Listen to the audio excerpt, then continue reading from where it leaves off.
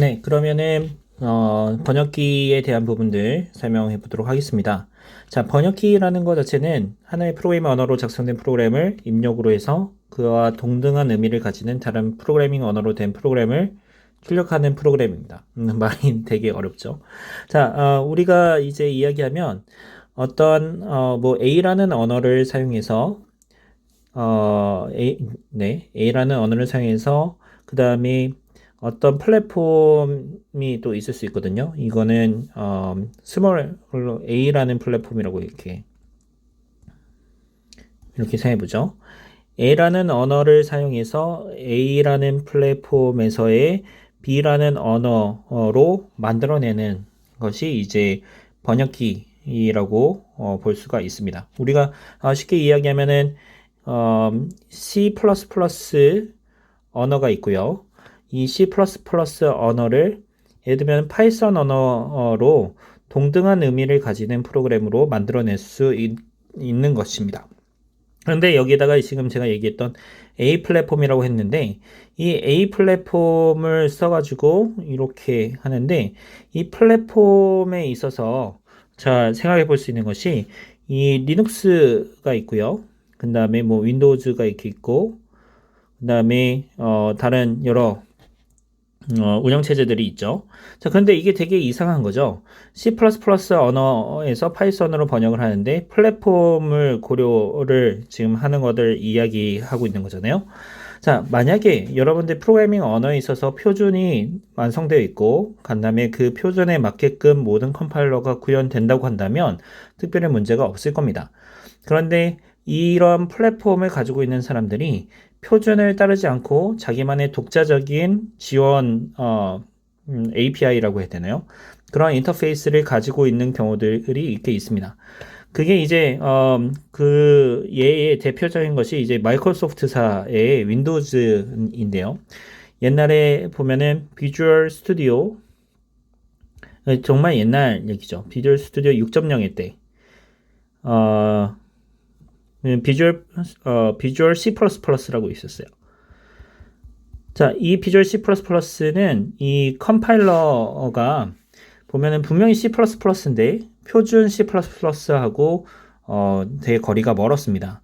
그래서 일부분만 또 지원하다 보니까 C++ 문법이긴 한데 그 플랫폼에 따라 가지고 동작하지 않는 케이스들이 이렇게 있었어요.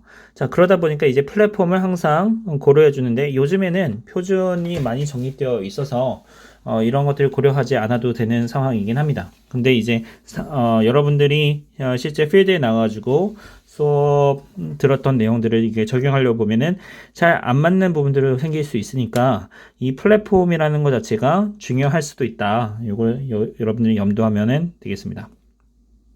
자, 소스 프로그램은 사용자가 작성한 프로그램이고, 그다음에 목적하는 타겟 프로그램은 소스 프로그램이 번역기에 의해서 번역된 프로그램입니다. 그래서 여기에 있는 소스 프로그램이 이 소스 이렇게 있죠. 이 소스 프로그램이 입력이고요.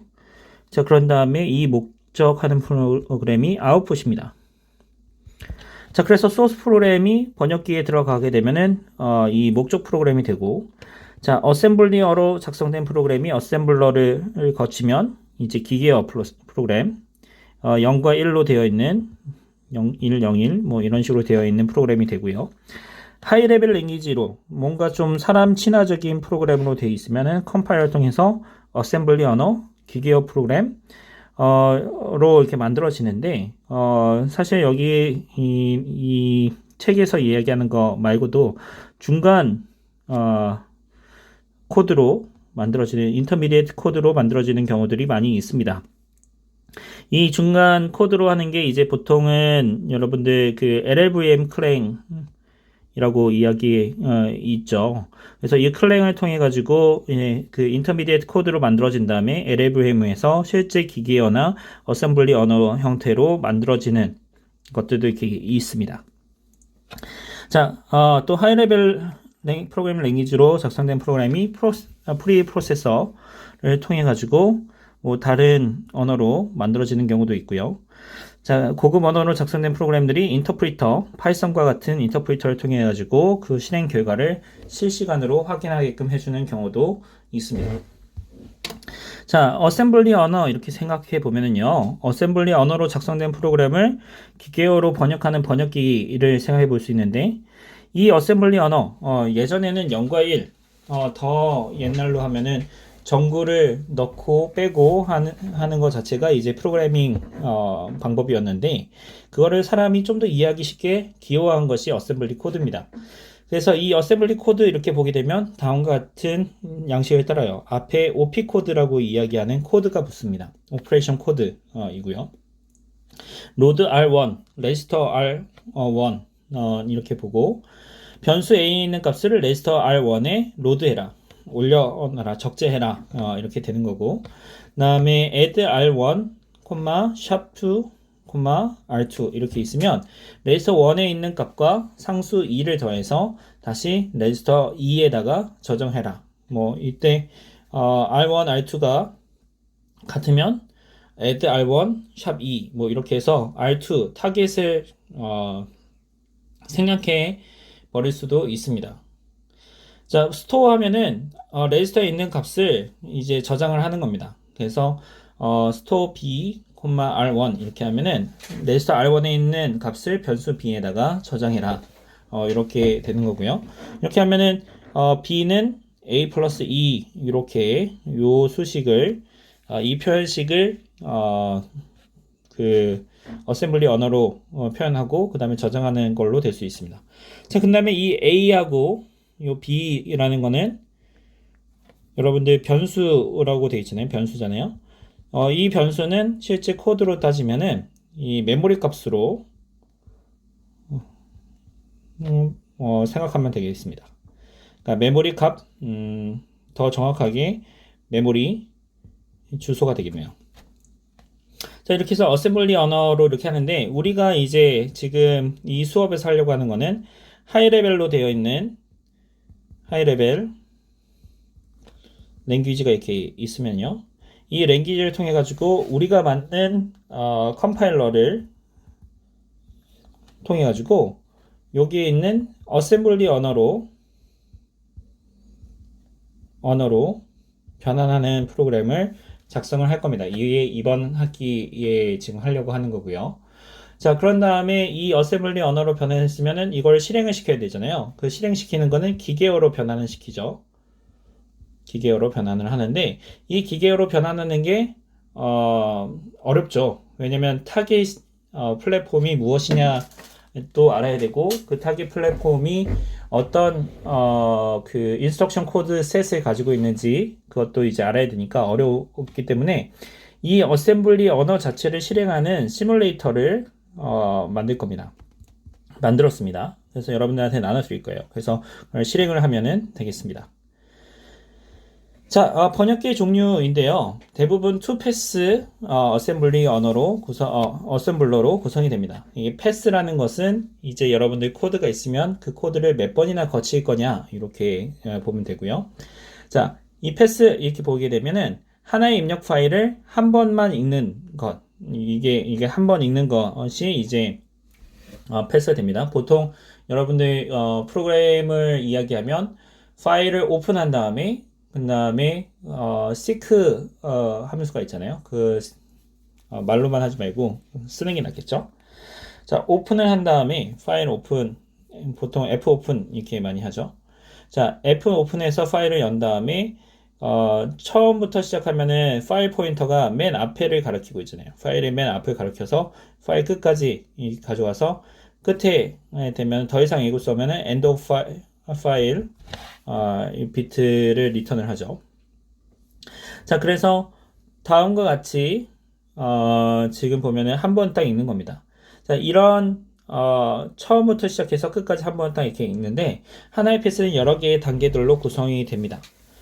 자, 이 phase라고 얘기하는데요. 이 소스 프로그램을 하나의 표현에서 다음 표현으로 이렇게 구성을 하는데, 자, 일단은 첫 번째 패스에서는 어떻게 하느냐, 어셈블리 코드를 가지고 심볼 테이블을 작성을 합니다. 그러면은 코드에서 식별자 변수 이름이 이렇게 나오면 그 변수들이 어디인가 메모리 상에서 저장이 될 거잖아요. 그 메모리의 주소를 가지고 있을 텐데 그 주소를 다 기술을 해줍니다. 자, 여기서 이렇게 보게 되면 보통 워드라고 이야기하는데 4바이트로 구성이 됩니다. 그 다음에 각 10별자의 주소는 0바이트부터 시작한다고 가정하는데 이 0바이트부터 시작하는 것 자체가 일종의 오프셋이나 상대값이라고 생각하면 되겠습니다. 자, 두 번째 패스에서는 어떻게 하느냐? 두 번째 패스 한 번 다 읽어가면서 위에서 얘기한 것처럼 어셈블리 코드 상에 있는 식별자가 무엇이 있는지 전부 다 체크를 했어요. 그 다음에 체크를 하면서 그에 대한 주소값을 다 부여를 했습니다. 심볼 테이블을 만들었어요. 그러면 그 심볼 테이블을 바탕으로 해가지고 각각의 기계어로 변환하는 과정들을 거치게 됩니다. 그래서 일반적으로 첫 번째 네 개의 비트는 OP 코드, 오퍼레이션 코드라고 합니다. 그래서 그 각각의 의미를 부여하는 거죠. 예를 들어서 0001은 로드, 0010은 스토어, 0011은 add 이렇게 나타내는 거고요. 그 다음 두 개의 비트는 레지스터를 표현하고 그 다음에 그 다음 두 개의 비트는 태그, 그 다음은 이제 메모리 주소에 대한 내용들입니다. 이렇게 보면 이 메모리 주소도 지금 보면 일반적인 주소 방식 아니면은 직접 번지 지정 방식, immediate address mode, ordinary address mode, 그러니까 상대적으로 갈 거냐, 직접적으로 할 거냐, 이런 모드들이 존재하고요. 그다음에 스타 이렇게 붙어 있는데 이 스타는 기계어에서 재배치 비트임을 알려주고 있습니다. 자, 그래서 이런 각각 P 연산자가 메모리상에서 재배치될 수 있는데 그 내용들 그런 가능성이 있다는 것을 알려주는 것이고요. 그 다음에 이제 우리 프리프로세서 이렇게 보면 전처리기라고 하는데 이 전처리기는 샵으로 샵 디파인과 같이 샵으로 시작되는 명령어들이죠. 그 프로그래밍 언어에서 유용한 기능들을 추가해가지고 언어를 확장해 주는 케이스들인데요. 이런 언어를 확장해주는 것 자체가 보통은 조금 더 많이 하다 보면 프로그래밍 언어가 언어로 되는 게 아니라 프로그래밍 언어가 또 다른 프로그래밍 언어를 만들어내는 경우도 발생할 수 있습니다. 자, 네, C 컴파일러에서 우리가 이렇게 보게 되면 코볼을 예를 이렇게 들고 있는데요. 코볼 언어로 작성된 프로그램을 C 언어로 작성된 프로그램을 변환하고 C 언어로 변환된 프로그램을 C 컴파일러를 사용해서 실행해 볼 수 있는데 이때는 코볼 C 프리프로세서가 필요하다 이렇게 당연한 얘기죠. 그래서 코볼로 되어 있는 코드를 근데 프리프로세싱 다르게 이야기하면 이걸 가장 쉽게 얘기를 한다고 하면은 여러분들 그 보면은 컨트롤 H가 있죠. 이 컨트롤 H 바꾸기 있죠. 바꾸기. 요런 기능이라고 생각하면은 좀 편합니다. 찾아 바꾸기. 이렇게 생각해 보면 편합니다. 그래서 우리가 원하는 특정 키 값, 워드 값을 찾은 다음에 그 워드 값이 나타나면 거기에 대응되는 값으로 변경을 다 시켜버리는 거예요. 자, 그래서 이 C 프로그래밍 언어에서 프리프로세스를 만약에 한다고 하면은 세 가지 기능들이 이렇게 있는데요. 자, 매크로 기능 가장 대표적이죠.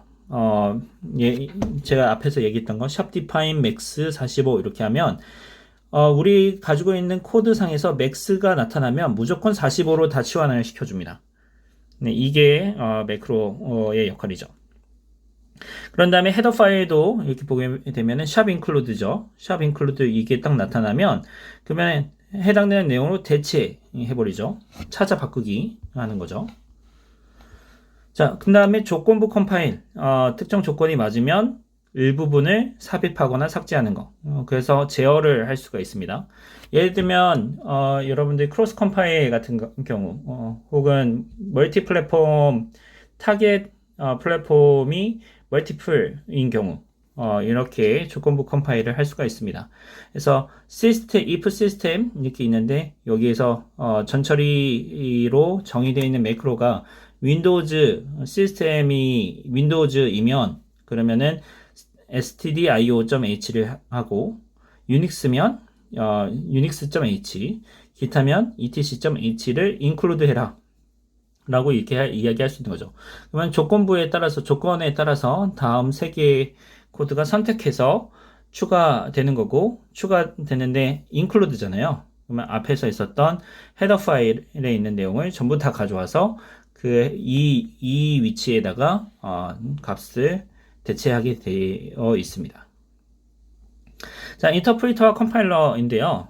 보통은 이제 여러분들이 인터프리터와 컴파일러는 다 잘 알 거라고 믿습니다. 인터프리터의 경우에 있어서는 속도가 굉장히 느리고요. 그 다음에 대신에 프로그램이 잘못 작성되더라도 fault tolerant 하죠. 그래서 문제가 없이 뭐 더 진행되지 않고 거기서 이게 멈춰 있거나 사용자한테 특정 스테이트먼트가 잘못됐다라고 알려줄 수가 있습니다. 자, 반복문이나 계속 호출되는 서브 프로그램 함수 같은 경우에 있어서 컴파일러 기법이 큰 도움이 됩니다. 될 수 있다 이렇게 되면 큰 도움이 됩니다.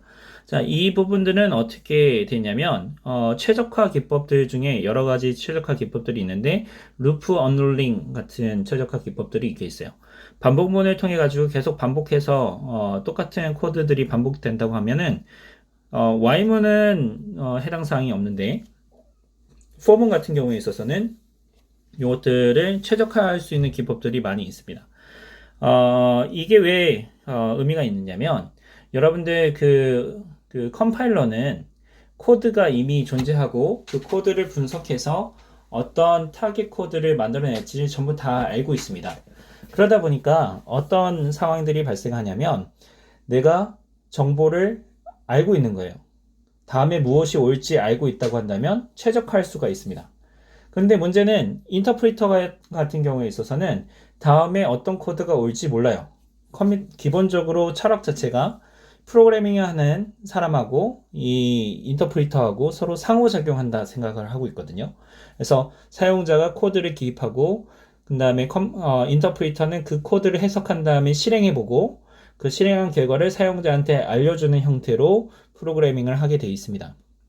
그렇기 때문에 반복 처리할 때마다 그 반복 처리한다는 것 자체가 그러면은 사용자의 개입이 있을 수 있다라고 항상 가정하기 때문에 최적화하기가 굉장히 어렵죠. 자, 그래서 실행 시간 면에서 되게 효율적입니다. 그런데 문제는 컴파일러 기법 자체가 보면은 매출 소스 프로그램이 최적화하기 위해서 루프 언롤링 같은 경우에서는 루프를 다 풀어버리거든요. 자, 풀어버리기 때문에 큰 기억 장소, 메모리가 필요하게 되는 장점이 이렇게 있습니다.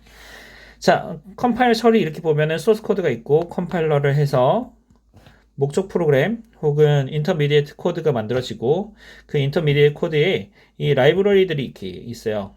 뭐 예를 들면은 stdio 혹은 뭐 iostream과 같은 이런 헤더 파일에 정의되어 있는 다양한 기능들이 있습니다. 이 기능들을 로딩을 하는 거예요.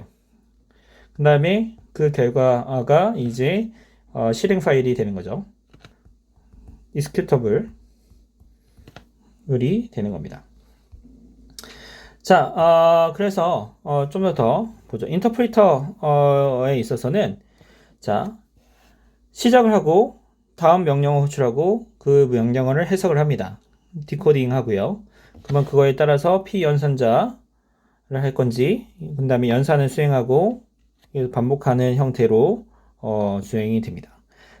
그래서 사용자하고 계속 사용자의 인터벤션이 있다, 사용자의 개입이 있다 라고 항상 보는 거죠. 자, 인터프리터와 컴파일러는 서로 상반된 관계입니다. 자, 트레이드오프죠. 자, 일반적으로 컴파일러 기법은 실행 속도가 10배 이상 빠르다라고 알려져 있습니다. 그래서 여러분들 파이썬으로 프로그램 작성한 거랑 C++로 프로그램 작성한 거랑 두 개 비교해 보면 C++ 동일한 의미의 코드이지만 실행 시간으로 따지면 C++가 굉장히 빠르죠. 그래서 파이썬 인터프리터 방식의 코드이지만 그 파이썬 코드이지만 just in time 컴파일 테크닉 같은 것들이 있거든요.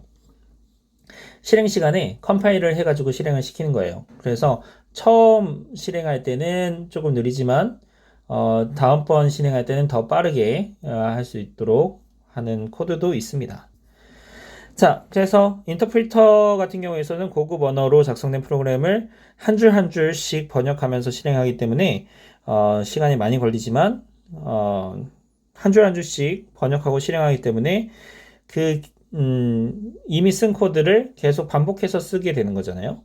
그렇기 때문에 캐시 히트 확률이 굉장히 높게 되죠. 운영체제 내에서도 이런 메모리 관리 스킴들이 있잖아요. 그래서 기억 장소 메모리를 적게 사용할 수도 있습니다. 자, 그래서 보게 되면 컴파일 언어, 인터프리트 언어, 리스프 뭐 이렇게 있는데 아주 대표적으로 파이썬 이렇게 있죠. 자, 크로스 컴파일러 이렇게 있는데 컴파일러라는 것도 이렇게 있습니다. 자, 컴파일러 같은 경우에 있어서는 그 리눅스 배포판에서 아주 유명한 배포판이 있죠. 이름을 까먹었네. 네, 뭐 그런 게 있습니다. 그래서 컴파일러를 로 써가지고 컴파일러를 만들고 그 다음에 그 컴파일러에서 더 최적화된 컴파일러를 만들어서 이제 수행을 하는. 그래서 최초의 컴파일러는 어셈블리 언어로 되어 있는데 그걸 통해 가지고 우리 해당 플랫폼이 결정되면 그럼 거기서부터 컴파일러 만들어 가지고 빌드를 시작하는 그 리눅스 배포판이 있어요. 네, 생각났어. 젠2 리눅스 뭐 이런 것들에서는 이런 것들을 합니다. 자, 크로스 컴파일러는 어떤 거냐면 아까 얘기했던 플랫폼이 나오는 거예요. C++ 죄송합니다. C++에서 A 플랫폼에서 C++로 프로그램 작성해서 어떤 코드 익스큐터블이 이렇게 딱 나왔습니다. 근데 이 크로스 컴파일러라는 거는 어떤 거냐면 C++ 코드 있는데 A 플랫폼에서 자, 이 실행 파일 만들었잖아요. 그러면은 이 실행판은 A 플랫폼에서 실행할 수 있는 실행 파일이에요. 요게 A 플랫폼에서 실행할 수 있는 실행 파일이다. 요게 핵심입니다. 자, 그러면 이 크로스 컴파일러는 이 크로스 컴파일러는 무슨 말이냐? A 플랫폼에서 EXE를 만들었는데 이 EXE가 A 플랫폼에서는 실행되지 않고 B 플랫폼에서 실행할 수 있는 실행 파일로 만드는 것입니다. 자, 이게 무슨 의미냐? 일단은 여러분들 이렇게 한번 예를 들어서 설명을 해볼게요. 여러분들 PC가 이렇게 있는데 이 PC는 여러분들 그 뭐 i7 프로세스 CPU를 가지고 있다고 잠깐만 i7 CPU가 있다. 왜 잠깐만 이러지? 잠을 못 자서 그런가 봐. 자, CPU 이렇게 있다. 굉장히 빠르죠? 이게 빠른데 라즈베리 파이가 있다 이렇게 생각해보죠. 이 라즈베리 파이는 굉장히 속도가 느립니다. 암 계열의 칩을 사용하는데 여러분들 휴대폰 배터리 그것도 뭐 라즈베리 4냐 라즈베리 2냐에 따라서 좀 다르긴 한데 라즈베리 파이 제로도 있고 로우 파워를 가진 인베디드 보드도 있어요. 자, 그런데 문제는 전원이 낮으면 적게 소모하면 컴퓨팅 파워도 떨어집니다. 자, 그러면 이렇게 되는 거예요. 라즈베리 파이에서 그 윈도우즈가 아니죠. 라즈베리 파이에서 만약에 여러분들이 그 웹 서버, 아파치 서버를 컴파일 한다고 생각해 보세요. 아파치 서버를 컴파일을 한다고 하면은 시간이 엄청 많이 걸립니다. 그런데 i7 CPU를 사용해서 그리고 뭐 64기가 보통 이 라즈베리 파이는 암 계열의 CPU고 APU라고 이야기하죠. 그 다음에 뭐 많이 하면은 4GB 메모리 가지고 있어요. 그러면은 상대가 안 되죠. 상대가 안 됩니다. 그러면은 이렇게 생각해 볼 수 있잖아요. 어차피 실행 파일, 요 exe 파일들 있잖아요. 요 파일들은 다 바이너리 형태로 되어 있습니다. 바이너리 형태 0과 1로 되어 있는 코드들이고 그 코드에 보게 되면 실제 타겟 플랫폼에서 제공하고 있는 정확하게 말하면 타겟 플랫폼의 CPU가 제공하고 있는 인스트럭션 셋 코드가 다른 거예요. 그러면 i7 CPU를 사용해서 ARM 계열에서 동작할 수 있는 바이너리 파일을 만들어낼 수 있죠. 그렇잖아요. 바이너리 파일을 만들어낼 수 있습니다. 자, 그러면 지금 i7에서 i7 CPU에서 컴파일을 한 다음에 빠른 속도로 다 컴파일을 하고 거의 나온 목적 코드 그러면은 최종 실행 파일들을 복사 붙여넣기 해서 실행을 할 수도 있습니다. 그런 것을 이제 크로스 컴파일러라고 이야기를 합니다. 자, 그래서 이제 목적 프로그램이 수행되는 컴퓨터의 용량이 커야 할 경우 용량이 작은 컴퓨터에서 크로스 컴파일러에 의해서 번역만 하고 번역된 목적 프로그램은 용량이 큰 컴퓨터에서 실행하는 경우도 있을 수 있습니다. 이게 잠깐만요. 제가 다시 한번 보죠.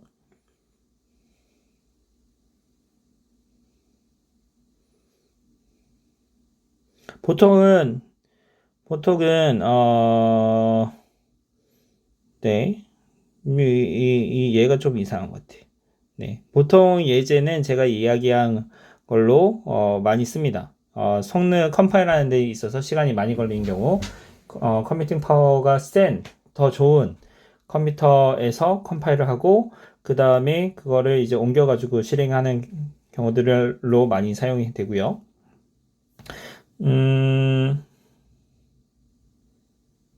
네. 이런 케이스는 거의 없죠.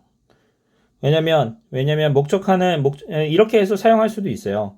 왜냐면 목적 프로그램이 수행되는 컴퓨터의 용량이 커야 할 경우 용량이 작은 컴퓨터에서 컴파일해서 번역만 하고 번역된 목적 프로그램을 용량이 큰 컴퓨터에서 실행하는 경우 뭐 이렇게 또 할 수 있습니다. 뭐 32비트 머신에서 컴파일은 32비트에서만 하고 실행은 64비트에서 하게끔도 할 수 있죠.